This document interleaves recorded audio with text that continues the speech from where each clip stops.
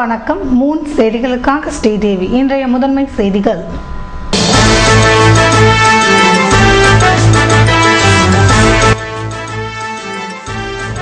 வில்லியனூர் மாணவெளி குடிநீர் திட்டம் முதல்வர் ரங்கசாமி முன்னிலையில் துணைநிலை ஆளுநர் அஜய்குமார் சிங் துவக்கி வைத்தார்.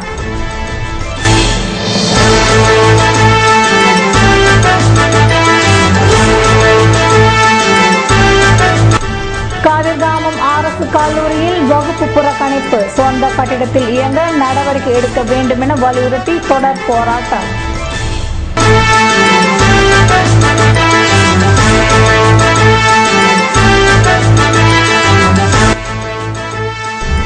முன்னாள் எம்எல்ஏ ஆதரவாளர்கள் தாக்குதல், நெட்டப்பாக்கம் அருகே உள்ள கல் மண்டபத்தில் பதட்ட நிலையை சமாளிக்க கூடுதல் போலீஸ் குவிப்பு.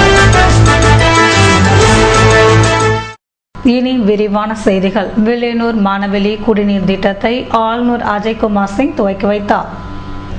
வில்லியனூர் மாணவெளியில் புதிதாக அமைக்கப்பட்டுள்ள 10 லட்சம் கொள்ளளவு கொண்ட மேல்நிலை நீர்த்தேக்க தொட்டி மற்றும் புதிய குடிநீர் பங்கீட்டு குழாய்கள் அடங்கிய திட்டத்தின் துவக்க நிகழ்ச்சி திங்கட்கிழமை நடைபெற்றது. முதல்வர் ரங்கசாமி தலைமை தாங்க சட்டமன்ற உறுப்பினர் நமச்சிவாயம் முன்னிலை வகித்தார். சிறப்பு விருந்தினராக பங்கேற்ற துணைநிலை ஆளுநர் அஜய்குமார் சிங் திட்டத்தினை திறந்து வைத்து பொதுமக்களின் பயன்பாட்டிற்கு அர்ப்பணித்தார். நிகழ்ச்சியில் தலைமை செயலர் சேட்டன் பி சாங்கி, அரசு செயலர் பாலகிருஷ்ணன், பொதுப்பணித்துறை தலைமை பொறியாளர் மனோகர் மற்றும் அப்பகுதி மக்கள் கலந்து கொண்டனர். இதேபோன்று கோரிமேடு காவல்துறை வளாகத்தினுள் 1,50 லட்சம் ரூபாய் மதிப்பில் கட்டப்பட்டுள்ள உடற்பயிற்சி கூடத்தின் திறப்பு விழா திங்கட்கிழமை நடைபெற்றது. இதில் கலந்து கொண்ட துணைநிலை ஆளுநர் அஜய்குமார் சிங் உடற்பயிற்சி கூடத்தை திறந்து வைத்தார். நிகழ்ச்சியில் முதல்வர் ரங்கசாமி, டிஜிபி, ஐஜி, சீனியர் எஸ்பிக்கள், இன்ஸ்பெக்டர்கள், சப் இன்ஸ்பெக்டர்கள் கலந்து கொண்டனர். கதிர்காமம் அரசு கல்லூரிக்கு சொந்த கட்டிடம் கட்ட வேண்டும் என வலியுறுத்தி மாணவர்கள் வகுப்புகளை புறக்கணித்து போராட்டத்தில் ஈடுபட்டனர். புதுவை கதிர்காமத்தில் இந்திரா காந்தி கலை மற்றும் அறிவியல் கல்லூரி உள்ளது. பிசிஏ, பிகாம், பிஏ உள்ளிட்ட பல்வேறு பிரிவுகளில் 500க்கும் மேற்பட்ட மாணவ மாணவிகள் பயின்று வருகின்றனர். இவர்களுக்கென தனியாக கட்டிட வசதி செய்து தரப்படவில்லை. கதிர்காமம் அரசு பெண்கள் மேல்நிலைப்பள்ளி கட்டிடத்தின் ஒரு பகுதியில் கல்லூரி நீண்ட நாட்களாக செயல்பட்டு வருகிறது. தனியாக கல்லூரிக்கு சொந்த கட்டிடம் கட்ட வேண்டும் என மாணவர்கள் நீண்ட நாட்களாக வலியுறுத்தி வருகின்றனர். தற்போது பள்ளியில் இட நெருக்கடி அதிகமாகவே கல்லூரி நடைபெற்று வந்த இடத்தில் ஒரு பகுதியை கேட்கும் நிலை ஏற்பட்டுள்ளது. மேலும் அந்த வழியாக செல்லும் கழிவுநீர் வாய்க்கால் காரணமாக கல்லூரி வகுப்பறைக்குள் துர்நாற்றம் வீசியது. இதனால் ஆத்திரமடைந்த 1ஆம் ஆண்டு, 2ஆம், 3ஆம் ஆண்டு மாணவ மாணவிகள் திடீரென வகுப்புகளை ஒட்டுமொத்தமாக புறக்கணித்தனர். இந்திய மாணவர் சங்க செயலாளர் ஆனந்த், துணை செயலாளர் ஜீவா ரஞ்சித் தலைமையில் அனைவரும் கல்லூரி வளாகத்தில் திரண்டு அரசுக்கு எதிராக கோஷமிட்டனர். புதுவை அருகே முன்விரோத தகராறு காரணமாக தனியார் பஸ் சேதப்படுத்தப்பட்ட வழக்கில் தலைமறைவாக உள்ள 30 பேரை போலீசார் தேடி வருகின்றனர். புதுவை அருகே கல் மண்டபத்தை சேர்ந்தவர் சபரி. சம்பவத்தன்று ரெட்டியார் பாளையத்தில் உள்ள ஏடிஎம் மையத்தில் பணம் எடுக்க காரில் சென்றார். அப்போது முன்னாள் எம்எல்ஏ தெய்வநாயகம் பணம் எடுக்க காரில் வந்தார். கார் நிறுத்துவது தொடர்பாக இருவருக்கும் தகராறு ஏற்பட்டு கைகலப்பில் முடிந்தது. இதில் சபரி தாக்கப்பட்டார். இருதரப்பிடம் தனித்தனியாக கொடுத்த புகாரின் பேரில் மூலக்குளம் போலீசார் வழக்கு பதிந்து விசாரித்து வருகின்றனர். இந்நிலையில் நேற்று முன்தினம் புதுவையில் இருந்து மடுகரை மார்க்கமாக வந்த தெய்வநாயகத்திற்கு சொந்தமான 2 பஸ்களை சபரி ஆதரவாளர்கள் வழிமறித்தனர். கண்ணாடிகளை உடைத்தும் டயர் சீட்டுகளை கிழித்தும் சேதப்படுத்தினர். இதனால் பதற்றம் ஏற்பட்டது. தகவல் அறிந்து சென்ற போலீசார் மீது கும்பல் கற்களை வீசியது. இதில் கான்ஸ்டபிள்கள் வெங்கடாசலபதி, சீனிவாசன் ஆகியோருக்கு காயம் ஏற்பட்டது. போலீசார் தடியடி நடத்தி கும்பலை கலைத்தனர். சம்பவம் குறித்து பஸ் கண்டக்டர்கள் நெட்டப்பாக்கம் போலீசில் புகார் செய்தனர். சபரி, சதீஷ், சுரேஷ், அழகப்பன், ஜோதி, திருநாவுக்கரசு, புகழ், சிவராமன், தீனதயாளன், குருமூர்த்தி உள்ளிட்ட 30 பேர் மீது inspector Jayaraman, sub inspector Patrick ஆகியோர் வழக்கு பதிந்து தேடி வருகின்றனர். புதுவை வேலைவாய்ப்பு மையத்தில் ஆதி திராவிடர்களுக்கான கணினி பயிற்சி நிலையம் துவக்கி வைக்கப்பட்டது. ஆதி திராவிடர் மற்றும் பழங்குடி இனத்தவருக்கான கணினி மற்றும் சுருக்கெழுத்து பயிற்சி நிலையத்தின் தொடக்க விழா நடைபெற்றது. இவ்விழாவில் முதலமைச்சர் ரங்கசாமி சுருக்கெழுத்து பயிற்சியை தொடங்கி வைத்து நோக்க உரையாற்றினார். மேலும் அவர் தம் உரையில் இம்மையத்தின் சேவையை ஒவ்வொருவரும் சரிவர பயன்படுத்திக் கொள்ள வேண்டும். மேலும் மாணவர்கள் தங்களை அரசு மற்றும் தனியார் துறையில் வேலை பெற்றிட அதற்கு தகுந்தாற்போல தயார்படுத்திக் கொள்ள வேண்டும் என்று தெரிவித்தார். தொழிலாளர் மற்றும் நலத்துறை அமைச்சர் ராஜவேலு கணினி பயிற்சியை தொடக்கி வைத்து தலைமை உரையாற்றினார். பிரசாந்த் குமார் சேர்மன் பட்கோ சிறப்புரை வழங்கினார். மேலும் அவர் தம் உரையில் பட்கோ நிறுவனம் தேவையான அனைத்து உதவிகளும் இம்மையத்திற்கு வழங்கப்படும் என்று தெரிவித்தார். தம்மு கணபதி துணை ஆணையர் தொழிலாளர் துறை வாழ்த்துறை வழங்கினார். முன்னதாக உமா சங்கரா துணை மண்டல வேலைவாய்ப்பு அதிகாரி வரவேற்புரை நிகழ்த்தினார். சாமி ஆபீஸ் சூப்பரண்ட் இம்மையத்தின் ஆதிதிராவிடர் மற்றும் பழங்குடி இனத்திற்கான செயல்பாடுகள் மற்றும் பணிகள் பற்றி எடுத்துரைத்தார். இவ்விழாவில் 200க்கும் மேற்பட்ட பயனாளிகள் கலந்து கொண்டு விழாவை சிறப்பித்தனர். புதுவை ஏவிஆர் ஸ்வர்ண மஹாலில் பல்வேறு டிசைன்களில் நகைகள் விற்பனைக்கு வைக்கப்பட்டுள்ளன. இது குறித்து ஏவிஆர் ஸ்வர்ண மஹாலின் மேலாளர் கூறுகையில், புதுச்சேரியில் ராஜா தேட்டர் ஆப்போசிட்டில் நம்ம ஏவிஆர் ஸ்வர்ண மஹாலில் புதுசாக லான்ச் பண்ணிக்கிற கலெக்ஷனை பற்றி இன்றைக்கி நம்ம பார்க்க போகிறோங்க. இப்போ நீங்கள் பார்த்துட்டு இருக்கிறது எல்லாமே பார்த்தீங்க அப்படின்னா டைமண்ட் நெக்லஸஸ்ங்க. இது வந்து நம்ம ஏவிஆர் ஸ்வர்ண மஹாலில் ஸ்டார்டிங் 99,000லேருந்து ஸ்டார்ட் ஆகிட்டு இருக்குங்க டைமண்ட் நெக்லஸ். இது எல்லாமே பாருங்கள், ரொம்ப பியூட்டிஃபுல்லாக இருக்கும் இந்த கலெக்ஷன்ஸ் எல்லாமே உங்களுக்கு. அதுவும் இல்லாமல் உங்கள் ஸ்டார்டிங் 99,000 அப்படின்னா நீங்கள் யோசிக்காதீங்க, நம்ம ஏவிஆர் ஸ்வர்ண மஹாலில் வந்து பர்ச்சேஸ் பண்ணிவிடுங்க. அது இல்லாமல் இந்த நெக்லஸ் எல்லாம் பார்த்தீங்க அப்படின்னா ரொம்ப செட்டிங்கே வந்து ரொம்ப டிஃப்ரெண்ட்டான செட்டிங். இது எல்லாமே பாவை செட்டிங் அப்படின்னு சொல்லுவாங்க உங்களுக்கு. அந்த மாதிரி ரொம்ப டிஃப்ரெண்ட்டான நீங்கள் வேர் பண்ணிங்க அப்படின்னா கிட்டத்தட்ட ஒரு 5 கேரட்ஸ் 6 கேரட்ஸ் லுக்ஸ் இருக்கும் உங்களுக்கு. பட் ஆனால் இது வந்து என்னென்னு பார்த்தீங்கன்னா ஜஸ்ட் 1.5 கேரட்ஸ் தாங்க இருக்குது. அதனால் வந்து மிஸ் பண்ணிடாதீங்க. நம்ம ஏவிஆர் ஸ்வர்ண மஹாலில் இப்போ எக்ஸ்க்ளூசிவாக லான்ச் பண்ணியிருக்கிற நியூ கலெக்ஷன்ஸ் இப்போ நீங்கள் பார்த்துட்ருக்கீங்க, வந்து வாங்கிக்கோங்க. நம்ம ஏவிஆர் ஸ்வர்ண மஹாலோட சிறப்பு அம்சம் என்னென்னு பார்த்தீங்கன்னா பெஸ்ட்டு குவாலிட்டி தருவாங்க. நெக்ஸ்ட்டு பெஸ்ட்டு ஃபினிஷிங், அதாவது யாராலையுமே கொடுக்க முடியாத அளவுக்கு அந்தளவுக்கு நம்ம ஃபினிஷிங் வந்து ரொம்ப பியூட்டிஃபுல்லாக இருக்குங்க. அதுக்கப்புறம் பார்த்தீங்கன்னா ப்ரைஸ் ரொம்ப ரீசனபிளான ப்ரைஸ் தான் ஏவிஆர் ஸ்வர்ண மஹால் பாண்டிச்சேரியில் கொடுக்குறோம். அது இல்லாமல் உங்களுக்கு வந்து சில்வரில் ஃபஸ்ட் டைம் ஹால் மார்க்கிங் தமிழ்நாட்டிலே யாருமே கொடுக்க முடியலைங்க. நம்ம தான் ஃபஸ்ட் டைம் ஏவிஆர் ஸ்வர்ண மஹால் தான் சில்வர்லேயே ஹால் மார்க்கிங் தராங்க. இன்னொன்று சிறப்பு அம்சம் என்னென்னு பார்த்தீங்கன்னா நம்ம நகை சேமிப்பு திட்டம் யாராலையுமே கொடுக்க முடியாத அளவுக்கு நம்ம பெஸ்ட்டாக கொடுத்துட்ருக்கோங்க. இது எல்லாமே வேறு எங்கேயும் இல்லைங்க, ஏவிஆர் ஸ்வர்ண மஹால் பாண்டிச்சேரி பிரான்ச்சில் தான் இருக்குங்க.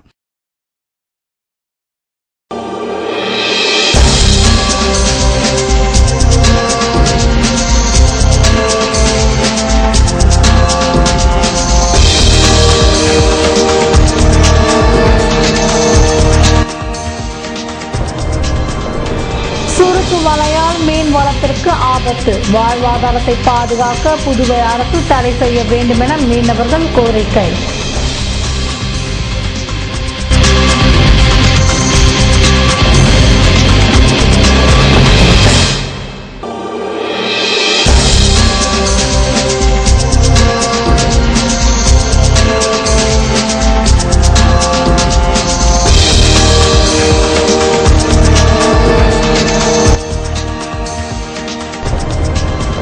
இனப்பெருக்கத்திற்கான ஆஸ்திரேலிய பிளமிங்கோ பறவைகள் உசுத்தேரிக்கு படையெடுப்பு, வேட்டையாடினால் கடும் நடவடிக்கை. விளம்பர இடைவேளைக்கு பிறகு.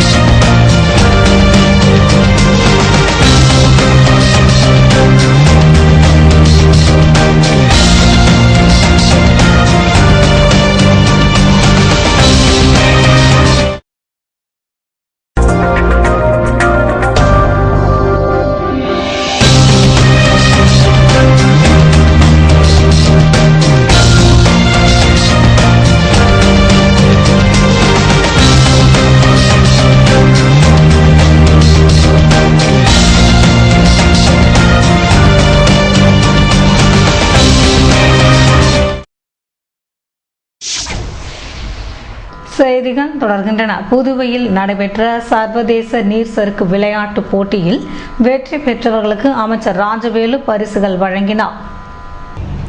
புதுச்சேரி சுற்றுலாத்துறை மற்றும் கலியாலி சாஃப் பள்ளி சார்பில் சர்வதேச அளவிலான 3வது நீர்சறுக்கு விளையாட்டுப் போட்டி கடந்த 22ஆம் தேதி தொடங்கியது.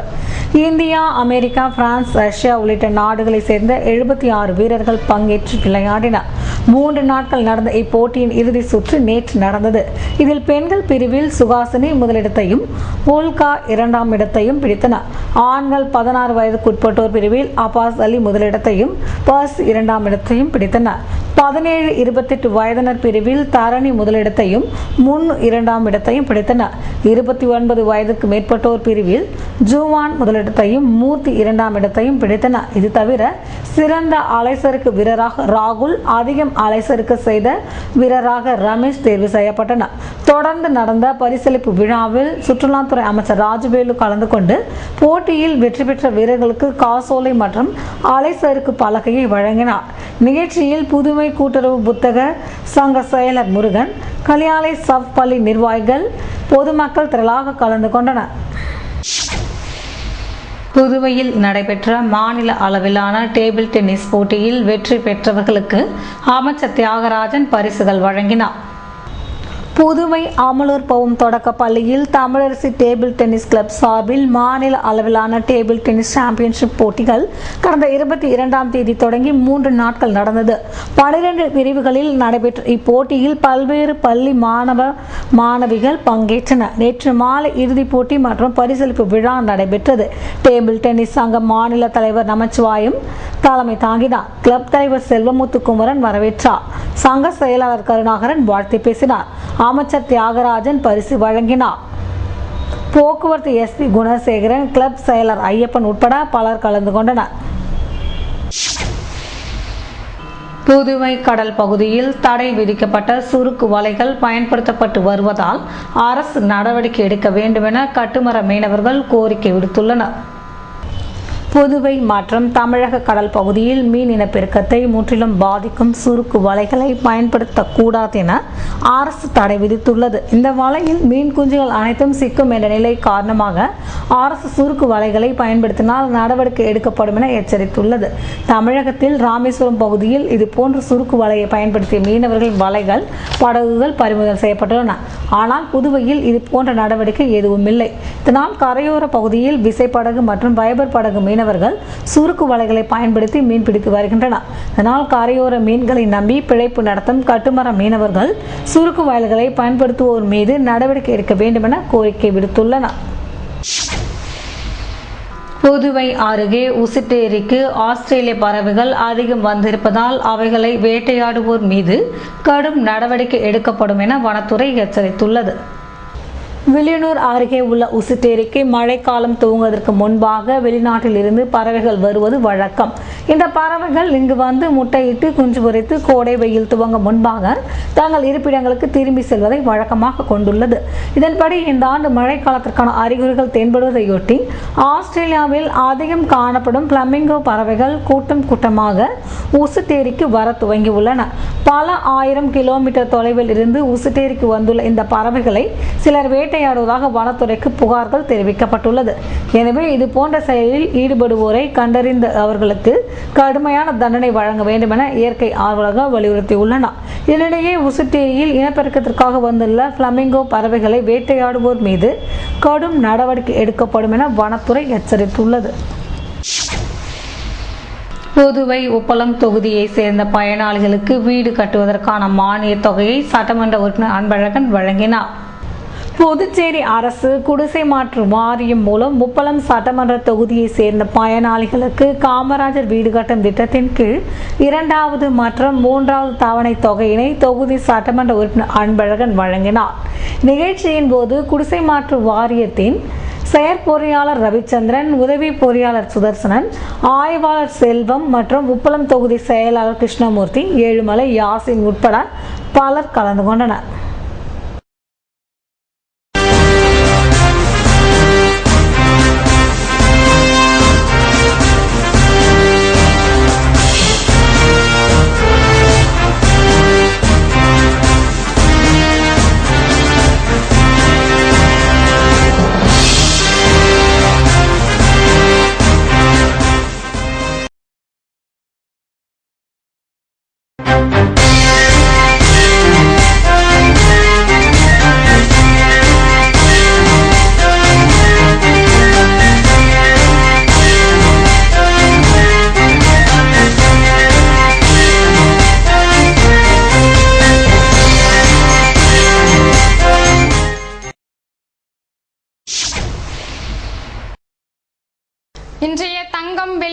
விளம்பரம் வழங்குவோர் ஏவிஆர் ஸ்வர்ண மஹாலின் நவீன மங்கையின் நவநாகரிக நகைகள்.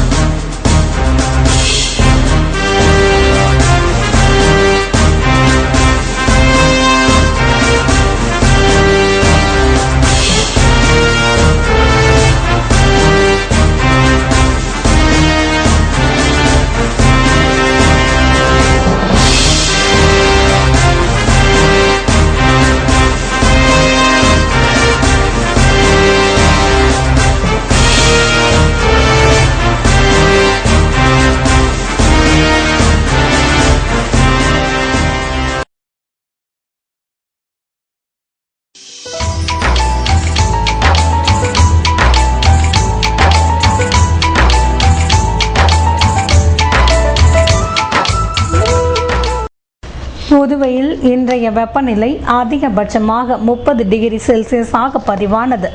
நாளைய வானிலை 31 டிகிரி செல்சியஸாக காணப்படுவதுடன் வானம் மேகமூட்டத்துடன் தென்படும் என வானிலை மையம் தெரிவித்துள்ளது. புதுவை கடற்கரையில் இருந்து சுமார் 50 கிலோமீட்டர் தூரம் வரை இன்று 3 அடியாக காணப்பட்ட கடலலை உயரம் நாளை 2 அடியாக காணப்படும் என்றும் தென்மேற்கு திசையிலிருந்து 21 கிலோமீட்டர் வேகத்தில் காற்று வீசும் என்று சென்னை வானிலை மையம் தெரிவித்துள்ளது.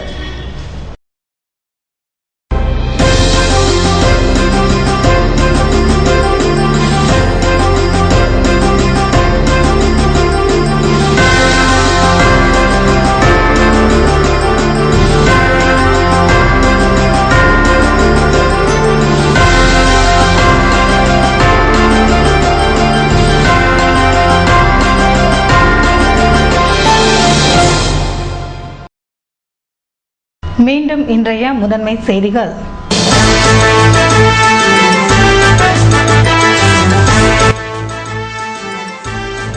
வில்லியனூர் மணவெளி குடிநீர் திட்டம் முதல்வர் ரங்கசாமி முன்னிலையில் துணைநிலை ஆளுநர் அஜய்குமார் சிங் துவக்கி வைத்தார்.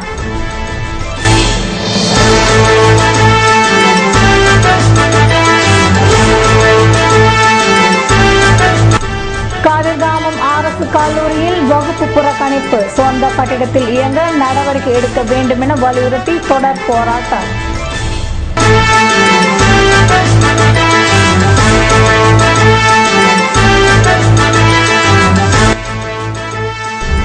முன்னாள் எம்எல்ஏ ஆதரவாளர்கள் தாக்குதல், நெட்டப்பாக்கம் அருகே உள்ள கல் மண்டபத்தில் பதட்ட நிலையை சமாளிக்க கூடுதல் போலீஸ் குவிப்பு. இத்துடன் செய்திகள் நிறைவடைந்தன. வணக்கம்.